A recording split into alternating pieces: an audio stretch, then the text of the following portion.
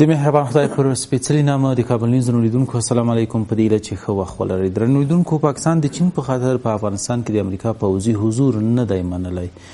د پاکستان پوځ وایي دوی هیلهمند دي چې متحده ایالات له افغانستان نه د یو دوست په توګه ووځي او دا به د افغانستان په ګټه وي، د پاکستان په ګټه او په ټوله کې د سیمې په ګټه به وي.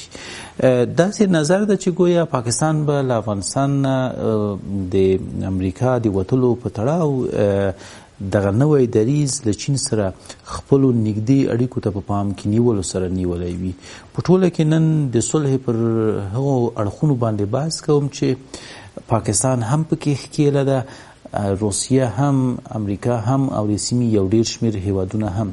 روسیې بیا په ملګرو ملتونو کې هغه پریکړه لیک چې د افغانستان د صلح په اړه و هغه ته ممتنع رایه ورکړې، یعنې مثبته رایه ورته نه ده ورکړې، یو ډول له خنډ او ځنډ سره دغه پریکړه لیک موجه کړی او په دغه پریکړه لیک کې دوی هغه خپل دریځ دا ډول اعلان کړی چې د داعش ډلې لخوا رامنځته شوي ګواښونه په دې پریکړه لیک کې له پامه غورځول شوي.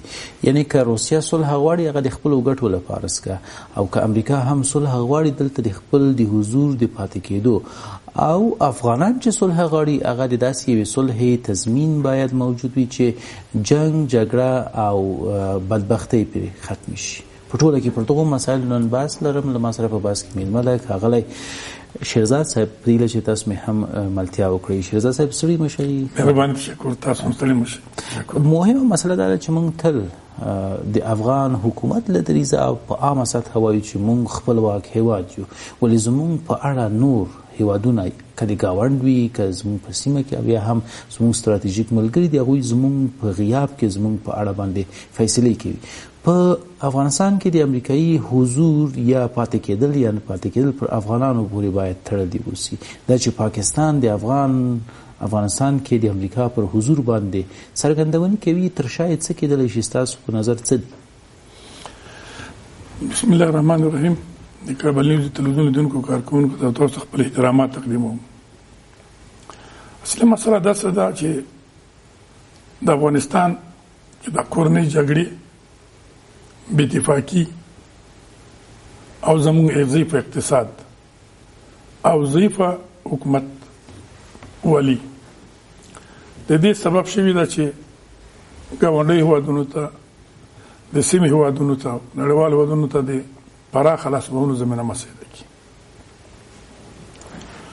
موږ په خپل اختلافاتو کې مصروف یو، په ملي مسایلو باندې سره توافق نه لرو، یا علاقل منظم پلان پروګرام نه لرو. دا داسې موضوعات دي چې دا یوازې د حکومت هم نه دي او یوازې د ملت هم نه دي. ملت او حکومت پاره، حکومت کې څوک دي هم دي خاورې خلک دي، باید دوی په شریکه دي د پاره ګډ پروګرام لرلی، ګډ همکاري لرلی. په ټوله دنیا کې چې کله د ملي مسلو ګټه راځي، د یو هیواد د ملي ګټ موضوع منځ راځي، هلته به مخالف او موافق هم نظر وي، ټول په یو اواز د خپل ملي ګټو دفاع کوي. متاسفانه چې دغه روحیه په افغانستان کې نشته، او دا د خارجي شبکو فعالیتونه دي چې افغانستان په قومونو تقسیم کړی دی، په حزبونو تقسیم کړی دی، په مختلفو حزبونو. البته هغه شبکې دي چې هغه خارجي هغو دپاره کار کوي، که حزبونه خپله د ملي وحدت دپاره باید کار وکړي او د ملي وحدت باید سمبول اوسېږي. دغه مشکلات دي. د تا خبره صحیح ده چې په افغانستان کې د متحده ایالاتو یا د هر خارجي عسکر پاتې کېدل دا صرف د دغه ملت حق دی. ملت باید په دې هکله تصمیم ونیسي چې وي دي که نه وي. طالب د دې ملت یو برخه ده، حق لري چې په دې هکله خبره وکړي، خپل موقف ولري، خو دغه موقف باید په شریکه سره تصمیم ونیول شي. دا چې اوس زموږ دغه ضعف نه پاکستان د افغانستان د مسئلې نه ګور په میلیاردو ډالره ګټه وکړه. ایران هم د خپل اهدافو لپاره په دا تیرو 15 کالو کې څومره چې وسه شوي ده کار کړی دی. د سیمې نور هیوادونه هم د خپلو ګټو لپاره د افغانستان د مسئلې نه استفاده کړې ده. او کوم مسله چې تاسو چې ویلې چې د نه معلومیږي چې امریکا د خپلو ګټو لپاره او روسیه د خپلو ګټو لپاره دې کې شک نشته. هېڅوک د خدای په رضا د ملت سره همکاري نه کوي. د ټولو هیوادونو چې کوم قدم پورته کوي هغه کې اول خپل ګټې سنجي د خپل ګټو په اساس بیا په یو مسالې ته ورداخلېږي.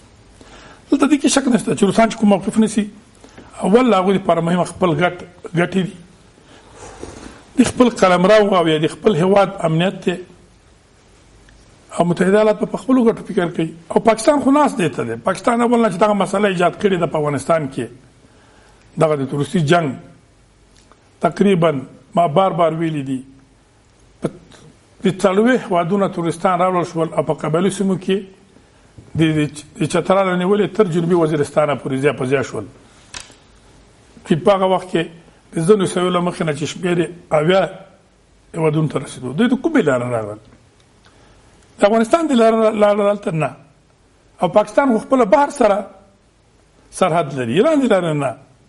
د حتما د پاکستان د ادارو د استخباراتي ادارو په همکاري راغلل بیا سپورټ شول.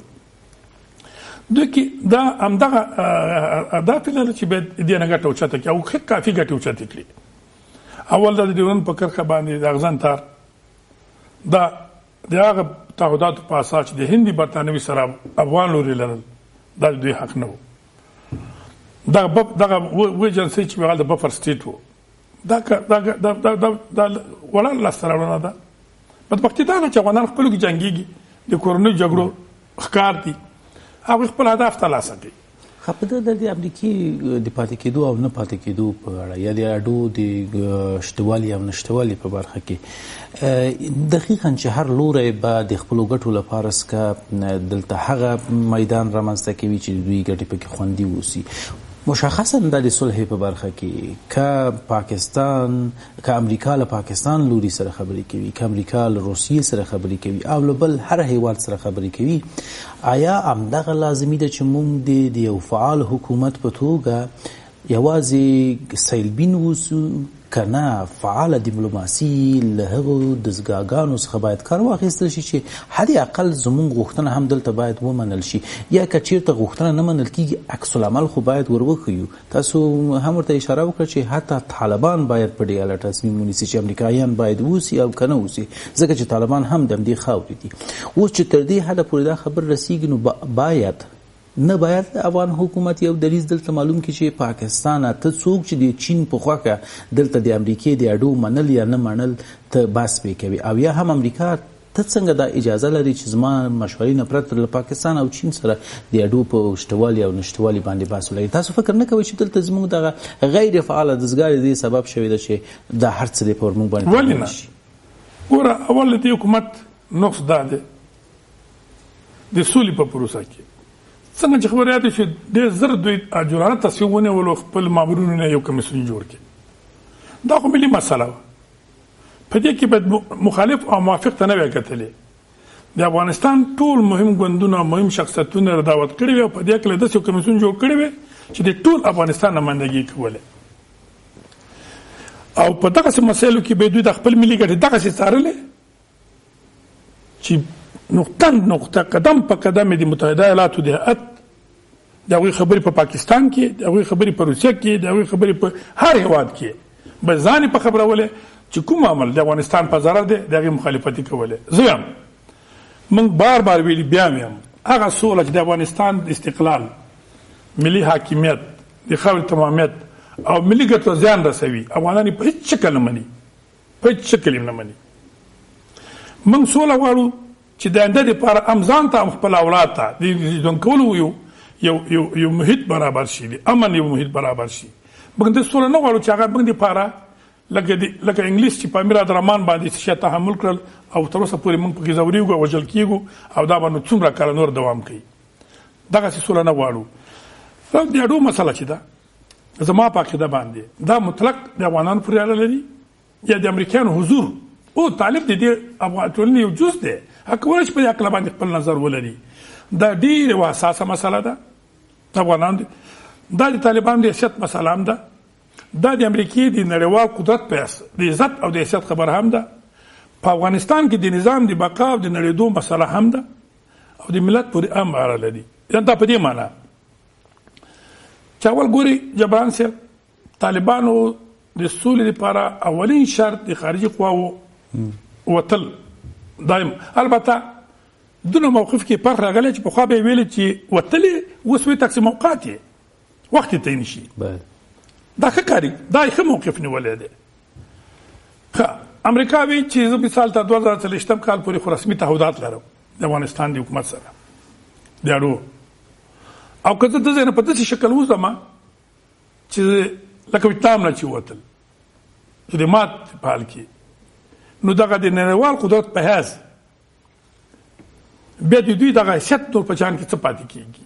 نو طبیعي خبره ده چې امریکې لپاره د عزت او د حیثیت خبره ده د من او د افغانستان د حکومت او ملت لپاره د نظام لپاره. شهزاد صاحب یعنی داسې تحلیل کیږي چې هدف د چوي چې امریکا دی وزي دانه د چې امریکا د منتشاکي او لاړ شي هدف د طالبانو هم خیاندا وسی او د ډیری هغو افغانانو چې اوس رښتیا هم د امریکا په حضور کې دغه کشالي دوام ګوري دوی وایي چې پوزي ماموریت د افغانستان کې د امریکا هغه ډول ختم شي چې دلته د شخړه په ختم شي.